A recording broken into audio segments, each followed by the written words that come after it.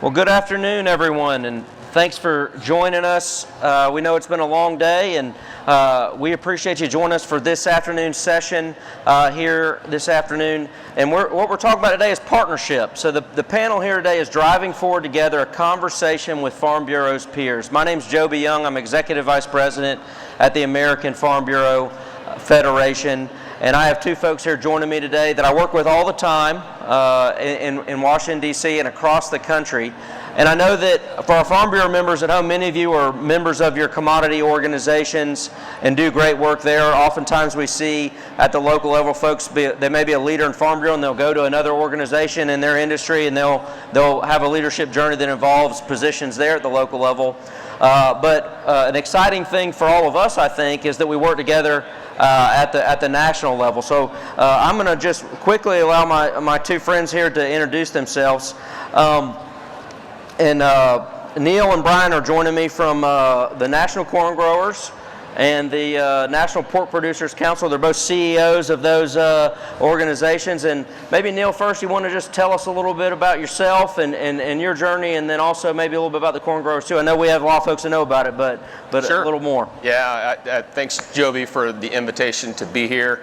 Again, I'm Neil Caskey. I am the CEO at the National Corn Growers Association. I've been on this job for just about a couple years, and I'll have to say that it was an honor. I love seeing the title. You know, if just personally and corporately as NCGA, you know, to be described as a peer of an organization like American Farm Bureau Federation is pretty cool. And so delighted to be here this afternoon. I will say I'm also a Kansas City Chiefs fan, so if if I look a little anxious, it's everything to do with this panel and not the game. But looking forward to are there any Buffalo fans?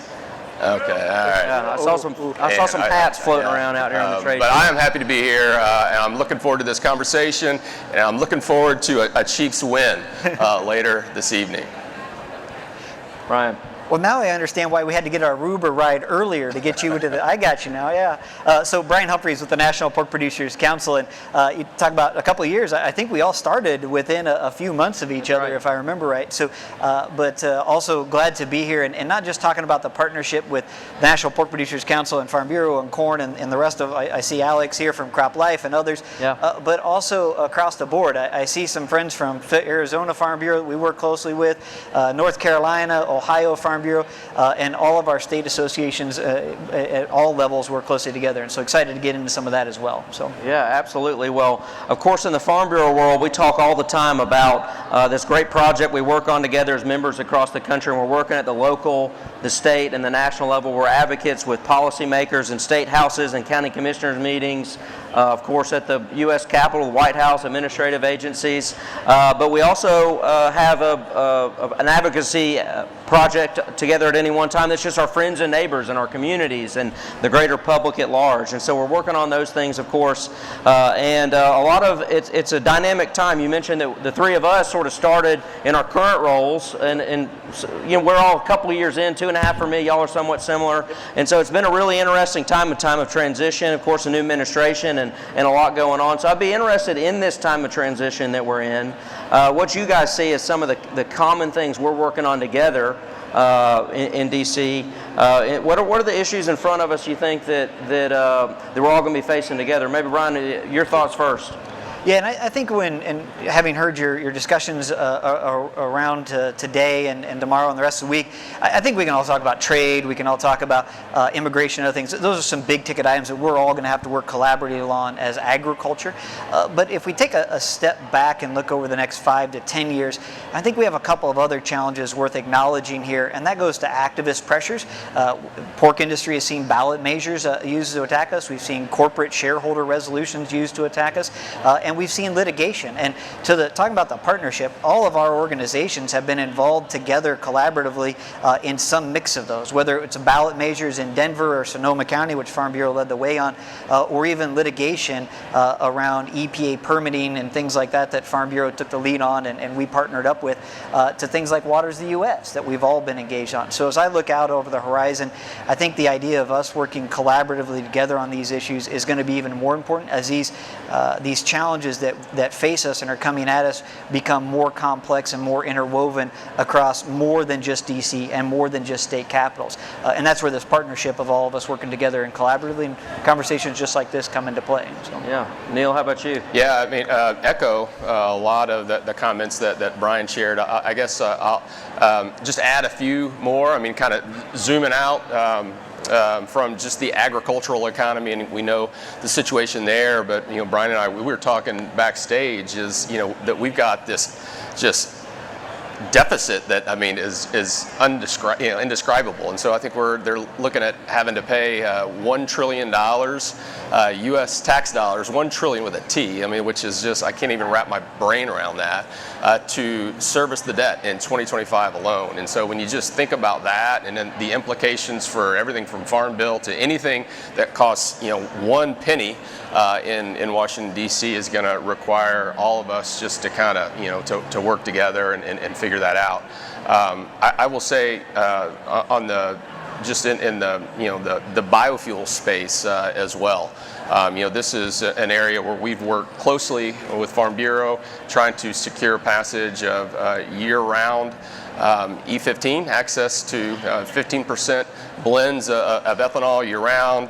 President Trump gave that to us back in 2019. The courts took it away shortly thereafter, and we've been fighting for it ever since. And I think that's a prime example of that partnership where you have corn and Farm Bureau, fighting on behalf of America's corn farmers. More recently, the previous administration, certainly had a preference for the electrification of everything, and pushed some EV mandates in the form of a multi-pollutant rule from EPA and CAFE standards through NHTSA, and we've been partnering with Farm Bureau and the American Petroleum Institute, which historically hasn't always worked closely with agriculture, and so it's nice to kind of get past the biofuel fights of the past and really focus on liquid fuels future. And so we've been working with Farm Bureau to challenge those mandates in court, and really encouraged by what we've heard from the president so far to repeal those. That would be helpful. We're still going to have to push forward in court, but a lot of things that are obviously in front of us. We're in January 2025, and we know that we've got a lot of problems to solve, and it's going to require partnership to get it all done. Yeah, and speaking of that partnership, and you mentioned there are folks that issue-wise you might have been on opposite sides of in the past, and now working more closely together on certain issues.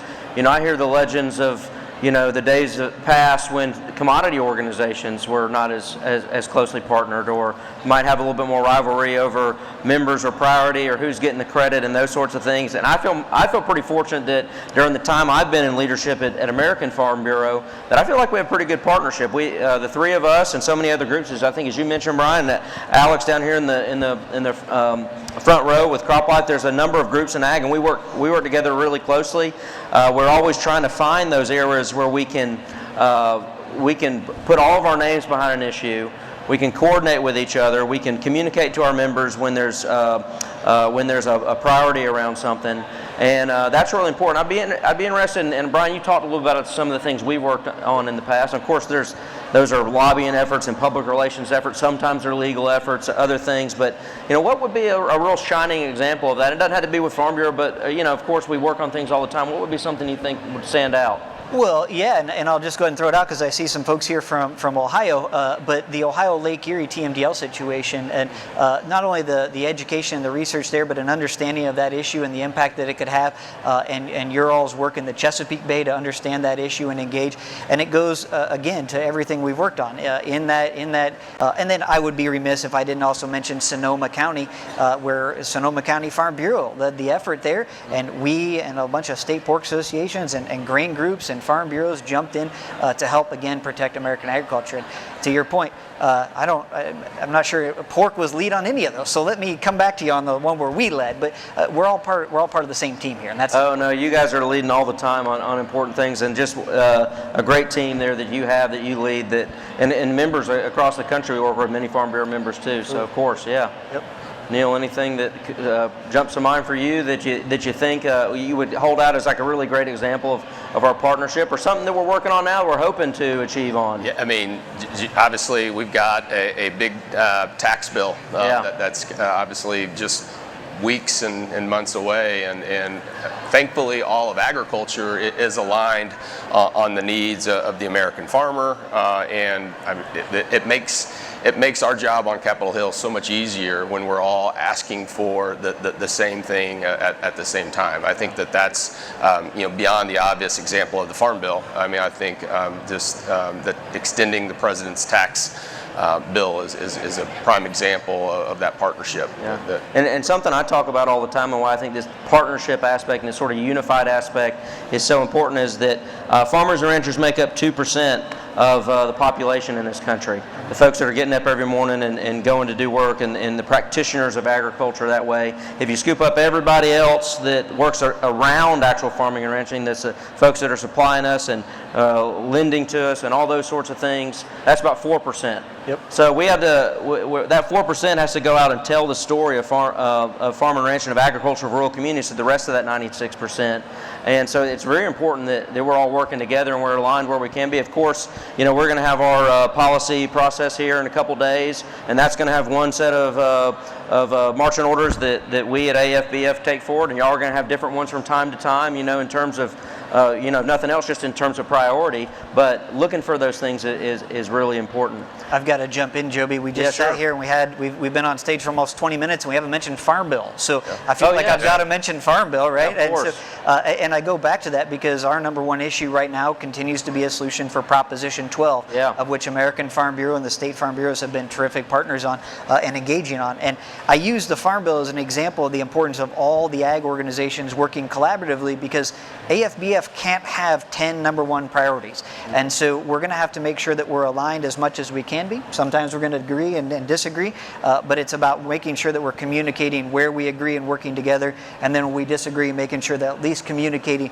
so that we're on the same. I don't mean to look at you when I say disagreeing, but when we navigate this, to make sure we're on the same page and everybody's talking together, right? Yeah. So but I think it's important to mention that effort because it impacts so many different parts of our industry as well. Right. And you bring up Prop 12. You and I sat in the Supreme Court chamber a couple of years ago and watched the oral arguments in the Prop 12 case that we were in together, and that didn't go the way we wanted it to. So another important part of partnership, I'd say, is taking times when things don't go where we are, regroup, figure out a path forward together, and that's what we're working on now. It remains a huge priority for Farm Bureau members across the country, and we're continuing to work on that. And we appreciate that. Yeah, absolutely. I want to make sure that we do get a little bit of time, especially in the current environment we're in, and the heightened interest in food, obviously, and during COVID. We had a huge segment of the population get a lot more interested in their food, where it came from, production methods, what happens in the agricultural and the food supply chain. We've seen that heighten even more in the last couple months with a lot of discussion around the health of food and so forth. And so I want to get your thoughts on that. Of course, we talk all the time about how farmers and ranchers get up every single morning and their life's work is to provide healthy, available, affordable food to their friends and neighbors. And so we think that's a great discussion to have. We want to continue to do that, but that's important to talk to our friends and neighbors about those sorts of things. Of course, the lobbying and the things that happen in the Capitol buildings gets a lot of the the headline, so to speak. But that's an important task we have to tell that story. Just on the other side of the fence, or in town as well. So, any thoughts about what that looks like now and what we're going to have to work on together there? Yeah, and I assumed telling your story was going to come up sometime during this conversation because Yeah. it comes up, and I chuckle because every organization talks about telling a story. Every industry group inside of agriculture and outside of agriculture. In fact, I happen to know that the American Trial Lawyer Association is meeting right now, and their theme of their trial lawyer conference is "Tell Your Story," right, Okay. for trial lawyers. Wow. And so we're not alone in this desire to tell the story and to educate folks. And I think it's a struggle, right, because the world is distracted. And let's be honest, what you all do in agriculture is complicated. To you, it may seem self-explanatory and easy, but to a single mom in New York City, it is incredibly complicated what you do every day on your farm. And so the goal here is to break through that noise a bit and tell your story. Absolutely. But let me take a step back and realize that every poll I have ever seen in the last 15 years says that farmers and ranchers are some of the most trusted people in the Absolutely, country. yeah. Not trial lawyers, they're at the bottom. So for you attorneys in the room, I do apologize, but agriculture is at the top. And so I think maybe it's telling your story, but maybe it's more connecting on the emotional level with the consumers out there about who you are as individuals is perhaps more important than simply telling your story. It's about making sure that you have areas where they know they can continue to trust you. We are all parents, we are all kids, we are all grandparents, we're all in this together. And so maybe it's telling your story, maybe it's finding an emotional connection so that they continue to have that level of trust. So when you do say something about American agriculture, they continue to have that trust and belief in you that they should have in you. Yeah. Yeah, just to add to that, I mean, we're blessed that, state the obvious, we all love food, right? I mean, that's a good thing, and I think it's an even better thing that people want to know more about how it's produced, and I think that that's a tremendous opportunity for all of us. I just got back from a meeting with our corn board in Nashville, and it's, we're about 2 weeks away from Super Bowl when the Chiefs are going to win their third straight Super Bowl.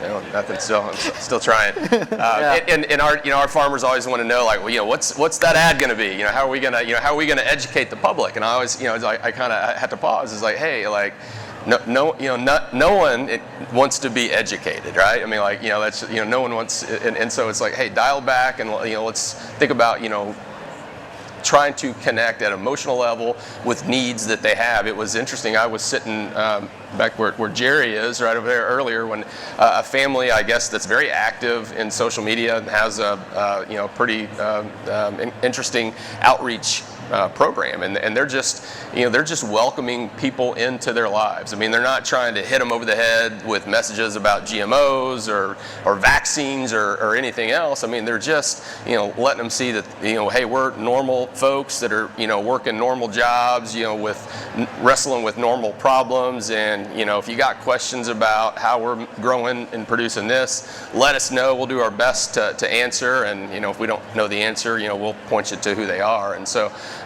but we had that conversation. It's like, we don't have to attack people and educate them. I think it's just try to connect with them and help supply, what they're kind of seeking to learn about the food that they eat. It's a genuine interest, and I think it's a tremendous opportunity for all of us to fill it.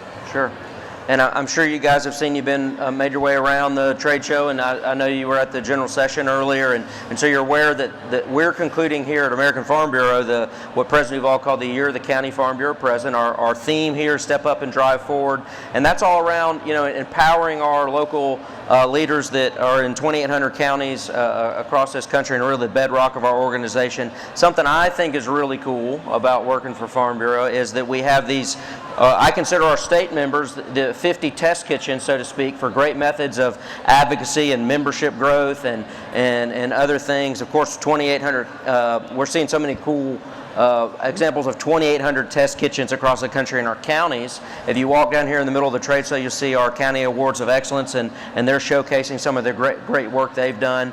And so that's a really cool aspect, I think. And I know we borrow from each other too in our different organizations as well. And so I'm curious if you guys have any thoughts about just really great organizational leadership or advocacy best practices that you've seen, maybe from another ag trade association, or maybe within your own networks, within, you mentioned the great state organizations you have, Brian, and so many good corn groups in the different states where you guys are strong, Neil. I'm just curious if you have anything there that you'd like to share, because as I mentioned, a big part of this convention here is to share those best practices and help each other grow and get better as we go along.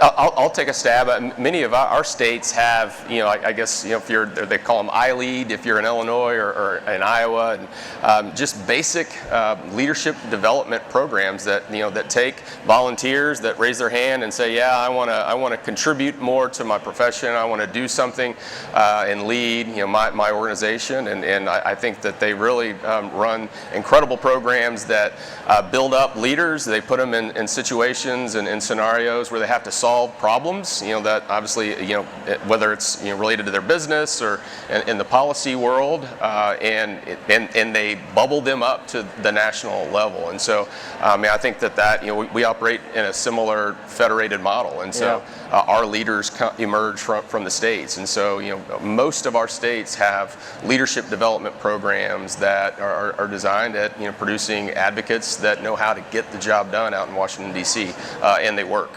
Yeah. Yeah, and at NPPC we'll call it stealing, where we'll collaborate and steal your ideas from other groups. We're not too proud for that. I like because that. We're a small industry, as you alluded to, and nobody has a lock on the great ideas, and we should be willing to share. And so as I look at that, and you mentioned the leadership development, I think that is absolutely correct. The other one is to speak of advocacy, since we run advocacy organizations. You have states who have done a tremendous job at helping local leaders develop relationships, not only in their states, but at the federal level. And when an issue arises in D.C., and some of us were just talking about the Colombian issue, sometimes you need a member's cell phone number. Sometimes you need somebody in the administration's cell phone number, and it doesn't need to be staff. And so the state organizations, regardless of commodity, that have helped to develop those relationships and help those members develop those partnerships with elected officials have done volumes for all of American agriculture. And so as I look around, and I can see a number of folks in this room right here that have come up through either corn or pork or farm bureaus that have gotten involved in D.C. and gotten involved in their state capitals and have the phone numbers of either chiefs of staff or members of Congress because they've developed relationships and have helped to educate those folks on what it means being involved in agriculture. And so as folks are looking for ideas, building those relationships and growing that is what has made American agriculture successful. And I would encourage any of the groups out there to continue to build on that, along with the leadership development component. Yeah. Well, I appreciate you guys taking a few minutes traveling to San Antonio to be with these members. I tell people all the time that these are the best, most capable, most talented advocates across any industry in the U.S. And I really enjoy working with them. A big part of this convention is to come together, learn from each other. I appreciate you guys sharing your thoughts and insights with our members and making that trek. I was going to ask a final question about football picks. And Neil, you've already shared yours. So I don't know, Brian, you got any predictions here? I'd like to stay out of this one if you don't mind. This is I'll just defer. Well, I don't have a home state team right now, but I ride with the Philadelphia Eagles right now because they have 6 Georgia Bulldogs that play on the defense. So that's pretty exciting for me. And so we'll see what happens if any Bills fans are out here and they want to come up to Neil later and make a bet. Maybe we can put some stakes on this. So maybe you can you have some corn products you might owe somebody if your prediction turns out wrong. Corn pen, how about that? Yeah. All right. Well, thank you guys so much. We all join me in giving them a round of applause. Thank you. Thank you guys. Thank you. Yeah.